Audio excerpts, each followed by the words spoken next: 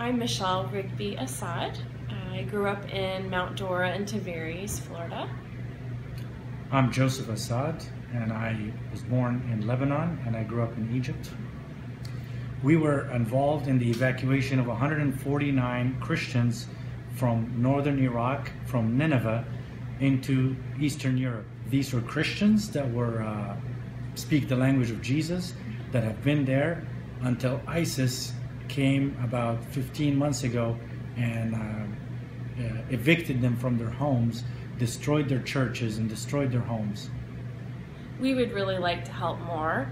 We couldn't take all of the people that were in the Mar Elia church compound with us during this first evacuation, but our hope and our intent is to ensure that they have a safe place to go as well. And of course, I think it goes without saying there are thousands more Christians who endured extreme persecution in both Syria and Iraq who are also looking for opportunities to start new lives in a safe place.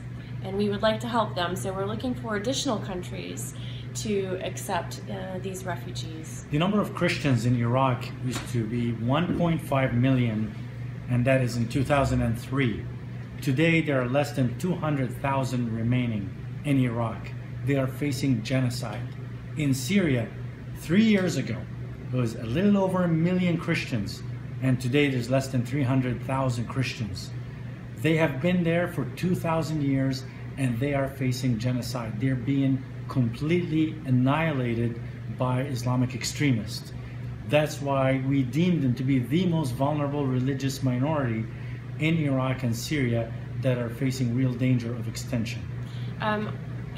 Integration is difficult no matter who you are, where you come from, just because you're entering a completely different society and culture.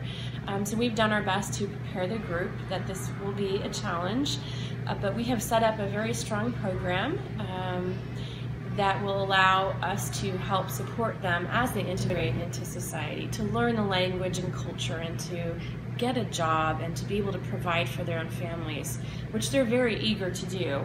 But we didn't want to just drop them off in a new country. We wanted to be sure that they had sufficient support to be able to start new lives and to be able to do so successfully in the shortest amount of time possible. Morale was really, really high.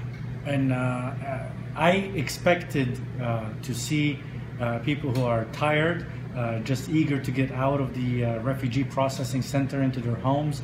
But I saw very peaceful faces.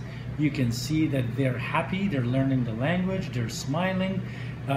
They're just, they get tired of being chased, and at least they know that ISIS is not after them. They're not being kicked out of their homes, that nobody's going to kick them out of there. They're all looking forward to getting to their permanent homes.